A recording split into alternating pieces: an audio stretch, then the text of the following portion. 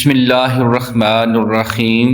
السلام علیکم سامعین، آج ہم جس جملے کی بات کریں گے اس کی شان کا اندازہ آپ اس بات سے لگائیے کہ قرآن کریم کا آغاز اسی جملے سے ہوتا ہے اور جنت والے بھی اسی جملے کے ساتھ اپنے رب کی حمد بیان کریں گے۔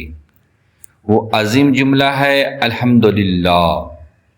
یہی وہ جملہ ہے جو خوشی میں، غم میں، کامیابی پر اور آزمائش میں ہر موقع پر بندے کو اپنے رب سے جوڑ دیتا ہے۔ لیکن سوال یہ ہے کہ کیا ہم الحمدللہ میں چھپی گہرائی کو سمجھتے ہیں؟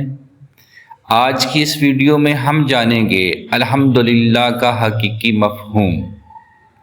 الحمدللہ کا مطلب یہ ہے کہ کائنات میں جتنی بھی حقیقی تعریف، جتنی بھی کامل خوبی اور جتنا بھی شکر ہے، اس کا حقدار صرف اللہ رب العالمین ہے۔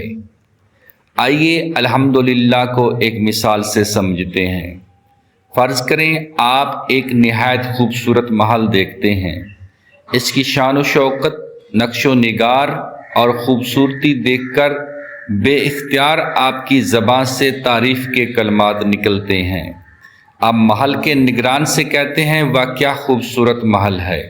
وہ جواب دیتا ہے جناب اصل تعریف کا حقدار میں نہیں، وہ انجینئر ہے جس نے اسے ڈیزائن کیا ہے۔ آپ انجینئر کے پاس جاتے ہیں اور اس کی تعریف کرتے ہیں، وہ کہتا ہے اصل تعریف تو میری بھی نہیں، یہ محل اس بادشاہ کے سرمایے سے بنا ہے جس نے اس پر بے شمار دولت خرچ کی ہے۔ پھر آپ بادشاہ کی تعریف کرتے ہیں۔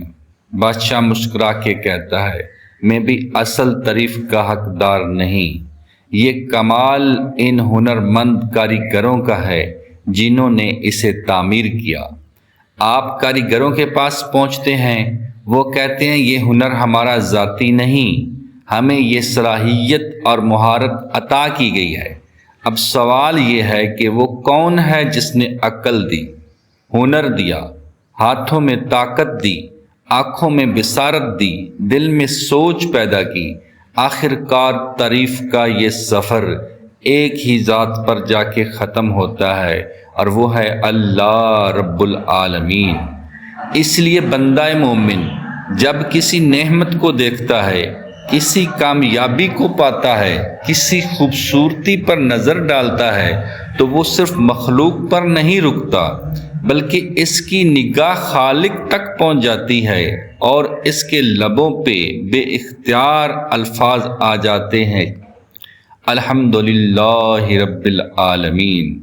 الحمدللہ غم کو عبادت میں بدل دیتا ہے۔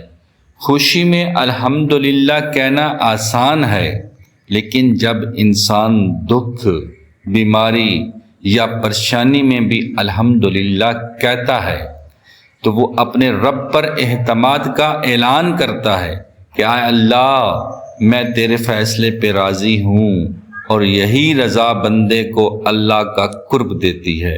تو آئیے آج سے ہم الحمدللہ صرف زبان سے نہیں بلکہ دل کی گہرائی سے کہنا سیکھیں، کیونکہ الحمدللہ صرف ایک جملہ نہیں بلکہ بندے کو اپنے رب سے تعلق، محبت، شکر اور رضا کا اعلان ہے۔ والسلام۔